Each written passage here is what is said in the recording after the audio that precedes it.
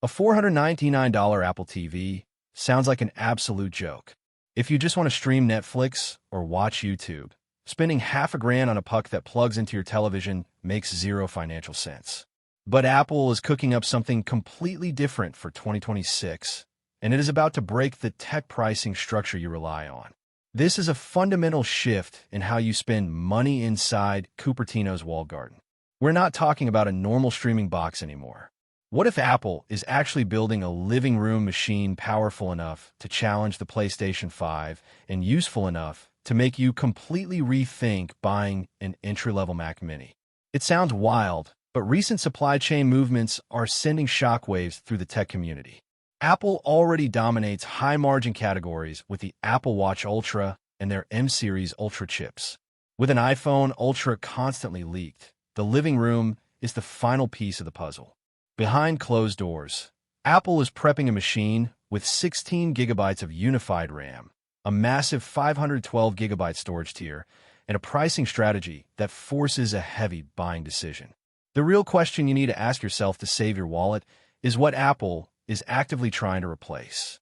Are they targeting the $50 streaming stick market, the $500 console market, the $600 desktop market, or are they going for all three at the exact same time? Let us break down the exact dollar amounts, the hidden costs, the trade-in value destruction of older models, and why the Apple TV Ultra could be a massive financial trap. This product only functions if Apple is explicitly abandoning the basic streaming box category to sell you an entirely new type of computer. This is where Ming-Chi completely changes the narrative. His biggest clue regarding the future of the Apple TV focused entirely on the pricing matrix. Kuo stated that the standard Apple TV absolutely needs to be more affordable to maintain market share, pointing to an entry point under $100 as the absolute sweet spot. Why would notoriously accurate supply chain analysts say that? Because the basic flaw with the current Apple TV is simple to diagnose. Consumers like the interface, but they refuse to buy it because it offers a poor return on investment for basic tasks. A $30 plastic streaming stick from Roku or Amazon already plays YouTube flawlessly. A rational buyer looks at the current lineup and asks why they should ever hand Apple Premium cash just to access the exact same streaming apps. That hesitation has been destroying sales margins for half a decade. To fix this, Apple is prepared to split the lineup.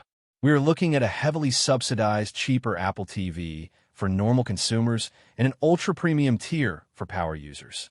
It is the exact same pricing psychology used across their entire portfolio. You have the standard Apple Watch, then the Apple Watch Ultra. You have the base iPhone, then the iPhone Pro. They launch one cheap $99 model to trap you in the ecosystem, and one crazy $499 model for the enthusiasts. Suddenly, you stop comparing the Apple TV to a cheap Roku. You start comparing it to a Mac Mini or a dedicated smart home server. Mark Gurman's latest intelligence report takes a completely different but equally massive angle. Gurman reported that brand new Apple TV hardware has been sitting in warehouses completely ready to ship, but Apple is actively refusing to launch it because the completely rebuilt Siri experience is not ready for prime time. Think about that for a second. No other leaker is talking about this one specific detail. If the physical hardware is fully manufactured but Apple is holding it back, they are not waiting to sell you a streaming box.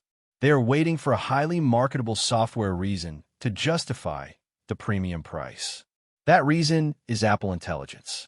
Not the Siri you have right now that fails to set a timer, but a massive generative AI overhaul that processes personal context and aggressively controls third-party apps. Why would a trillion-dollar company delay finished hardware just for a voice assistant? If this box was only meant for Netflix, they would have shipped it months ago, slapped a new chip inside, updated the remote, and collected your money. Because they are waiting for this massive AI rollout, the Apple TV Ultra is being positioned as a localized smart home brain. Let's aggressively break down the hardware upgrades driving this price tag. First is the 16 gigabytes of unified RAM. Streaming 4K video absolutely does not require 16 gigabytes of memory. Netflix barely uses any. YouTube does not need it. If Apple is putting that much memory inside this machine, it means they are preparing for heavy, sustained multitasking. We are talking about keeping massive applications suspended in the background, rendering complex 3D environments, and running localized smart home AI models without sending your data to the cloud. This is exactly where Mac Mini cannibalization begins because 16 gigabytes of RAM is desktop hardware territory. The second Apple puts desktop memory into a TV box, consumers will calculate whether they can just buy this instead of a traditional computer. Apple notoriously charges an aggressive Apple tax just to upgrade memory on their Mac lineup, so putting this much in a TV box is a massive indicator of raw power. Next is the 512 gigabyte base storage configuration. Why on earth does a television box need half a terabyte of local storage? The vast majority of consumers stream everything. Movies are in the cloud. Music is streamed. A massive drive implies this device is meant for heavy local installation. Reports from DG Times and the ELEC confirm that Apple is sourcing high-capacity flash memory modules for a non-Mac home device. This space is strictly for high-fidelity gaming assets, continuous smart home video surveillance recording, and localized application data. For the silicon architecture, supply chain data for Mac Otakara for the standard next-gen Apple TV points directly toward the A17 Pro chip. That alone is a massive jump from the aging A15 chip in the current model. But for the Ultra tier, Apple has to push much harder. The big question is whether Apple shifts entirely to M-series architecture for the high-end model. If Apple drops an M4 chip into this living room box, the Mac Mini comparisons become a massive financial dilemma. It will not replace a Mac Studio for professional video editors, but for normal consumers who just browse the web, join family video calls, manage documents, and play games, an M-series TV box is more than enough. Honestly, what do you think about this strategy? Drop a comment below if you would actually pay $500 for an Apple TV if it replaced your home computer or console. The gaming push is the absolute loudest part of the leak. Let us be completely grounded in reality. The Apple TV Ultra does not need to mathematically defeat the PlayStation 5 in raw teraflops to succeed. Apple is not going to steal the hardcore Call of Duty demographic overnight. Instead, they are targeting the casual living room demographic. Families, weekend players, and consumers who already own iPhones and want to pair a controller. If the graphics are optimized with TSMC's latest 3nm yields, and the App Store ecosystem finally scales to the big screen, millions of casual buyers will simply save their money and stop feeling the need to buy a dedicated console. To back this up, leaks from Shrimp Apple Pro and Ross Young point to the integration of Wi-Fi 7 and a proprietary wireless networking chip. This guarantees massive throughput speeds and ultra-low latency. We're talking about zero-latency AirPlay and highly responsive smart home triggers.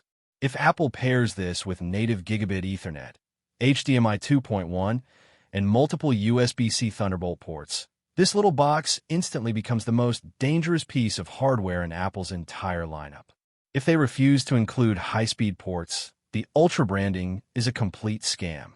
But if they deliver real connectivity for external keyboards, mice, webcams, and external storage, it changes everything. This brings us to the rumored desktop-style tvOS mode. I'm not telling you to expect a full installation of macOS. Apple will aggressively protect the profit margins of their MacBook lines. However, a heavily optimized desktop interface built directly into tvOS is highly probable. Imagine connecting a wireless keyboard and trackpad to your coffee table and transforming your 65-inch television into a localized computing environment with a desktop-class Safari browser and local file management. It replaces the $600 computer millions of families buy just for homework and web browsing. With the Apple TV Ultra, consumer psychology flips entirely. You stop asking what it is, and you start asking what expensive hardware it actually replaces in your house.